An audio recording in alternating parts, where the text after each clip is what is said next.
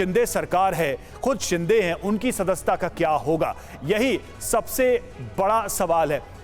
हमारे साथ इस वक्त कुमार विक्रांत हमारे सहयोगी जुड़े हुए हैं और कुमार के पास हम सबसे पहले चलेंगे। कुमार, महाविकास आघाड़ी के नजर इस फैसले पर सबसे ज्यादा है क्योंकि उनका भविष्य ज्यादा तय होना है इन 16 विधायकों को लेकर, क्योंकि पूरी सरकार ही नहीं चली गई बल्कि शिवसेना की तो पूरी की पूरी पार्टी ही एक तरीके से चली गई। किस तरीके से इस फैसले का महत्व होगा महाविकास आघाड़ी के लिए, कांग्रेस के लिए, शिवसेना के लिए?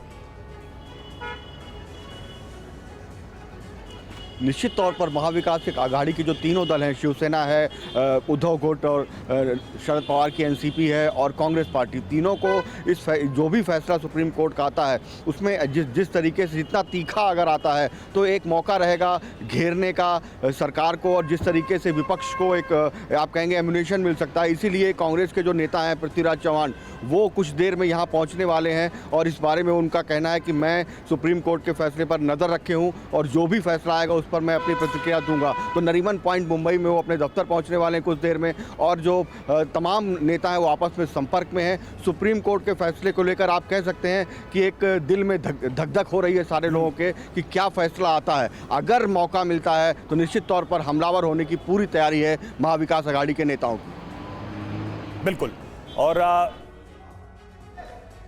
तो देखिए, दो बड़ी खबरें हैं। महाराष्ट्र में भी एक बड़ी हलचल जिस पर सुप्रीम कोर्ट आज फैसला सुनाने वाला है। 10:30 बजे के बाद कहा जा रहा है कि सुनवाई शुरू होगी और फैसला सामने आएगा। और तो वहीं दिल्ली को लेकर के भी एक बहुत बड़ी खबर है जिससे जुड़ी जानकारी आपको दे रहे थे पीयूष हमारे साथ जुड़े हुए। पीयूष, आज दिल्ली में भी एक बड़ा फैसला आने वाला है सुप्रीम कोर्ट की ओर से अधिकारियों के ट्रांसफर पोस्टिंग को लेकर के।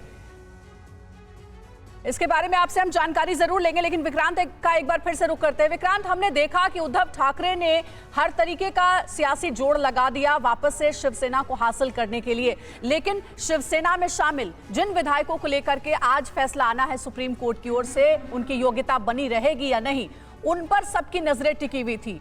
आज उद्धव ठाकरे की शिवसेना की कैसी तैयारी रहेगी सुप्रीम कोर्ट के इस फैसले को देखते हुए? किसका जो आधार है वो ज्यादा मजबूत नजर आता है? जी देखिए, ये अब सुप्रीम कोर्ट ही तय करेगा कि किसका आधार मजबूत था, किसका आधार कमज़ोर रहा। लेकिन निश्चित तौर पर एक तरफ मायूसी होगी, एक तरफ जश्न होगा। अब किसके हाथ मायूसी लगती है, किसके हाथ जश्न लगता है, किसके हाथ में कौन हमलावर होने की उम्मीद करता है और किसको बैकफुट पर आना पड़ता है, ये सारी चीज़ें सुप्रीम कोर्ट के फैसले पर डिपेंड है। पहले से उसको एज्यूम करना बेहतर नहीं रहेगा, इसलिए इंतजार बिल्कुल वो सारे ऑप्शन पे खुले रखेंगे। पीयूष के पास चलते। पीयूष, इस केस का पूरा मेरिट क्या है लीगली अगर देखा जाए? जो दावे हैं दोनों के तो हैं ही, चुनाव आयोग में भी यह मामला गया था जिसमें शिंदे गुट को ज्यादा मजबूत माना गया, लेकिन कोर्ट के अंदर जो दलीलें दी गई हैं उनका भी स्टैंड क्या दिखाई दे रहा है? पीयूष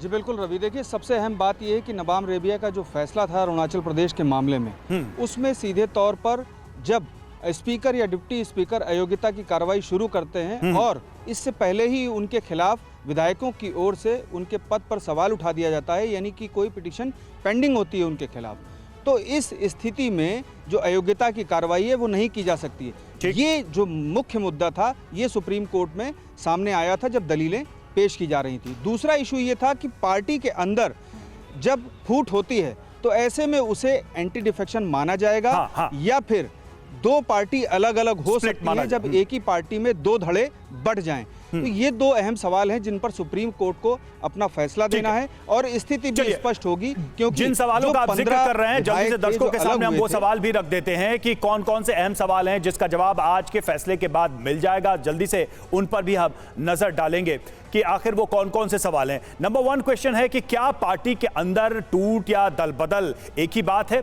और दूसरा सवाल यह है कि शिंदे गुट का अलग होना दल बदल है या टूट है? एंटी डिफेक्शन लॉ लागू होगा या फिर अलग अलग पार्टियों के तौर पे मान्यता मिल जाएगी? और क्या विधानसभा स्पीकर शिंदे गुट के खिलाफ एक्शन ले सकते हैं?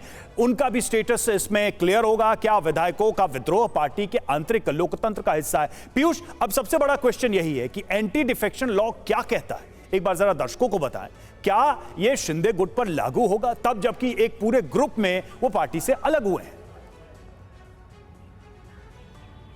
जी बिल्कुल, देखिए जो एंटी डिफेक्शन लॉ है, अगर पार्टी का 2/3 हिस्सा अलग होता है तो ऐसी स्थिति में फिर उस पर एंटी डिफेक्शन नहीं लागू होता, लेकिन उससे कम की अगर संख्या रहती है तो एंटी डिफेक्शन लागू होता है। और इस मामले में 15 विधायक अलग हुए थे और उसके बाद अयोग्यता की कार्रवाई शुरू हुई थी, लेकिन यहाँ मामला ये आ गया कि उन विधायकों ने पहले ही जो डिप्टी स्पीकर थे उनके खिलाफ पिटीशन डाली हुई थी कि वो पद के योग्य नहीं है। और ऐसी स्थिति में मामला जब सुप्रीम कोर्ट पहुंचा तो सुप्रीम कोर्ट ने स्टेटस को का ऑर्डर कर दिया और जब यथास्थिति हो गई उसके बाद राज्यपाल ने बुलाया कि आप जो है स्थिति स्पष्ट करें फ्लोर पर कि भाई किसकी सरकार बन सकती है, और उसी दौरान फिर उद्धव ठाकरे की ओर से इस्तीफा दे दिया गया। अब यहाँ पर सुप्रीम कोर्ट में जब सवाल उठे तब सुप्रीम कोर्ट ने यही कहा कि आखिर उद्धव ठाकरे की ओर से इस्तीफा क्यों दे दिया गया, ये स्थिति जो है हमें पशुपेश में डालती है। पीयूष, आज की बहुत बड़ी एक खबर है जिसमें यह तय होगा कि एकनाथ शिंदे और उनके जो विधायक हैं वो योग्य हैं या फिर उन्हें सुप्रीम कोर्ट की ओर से अयोग्य करार दिया जाता है।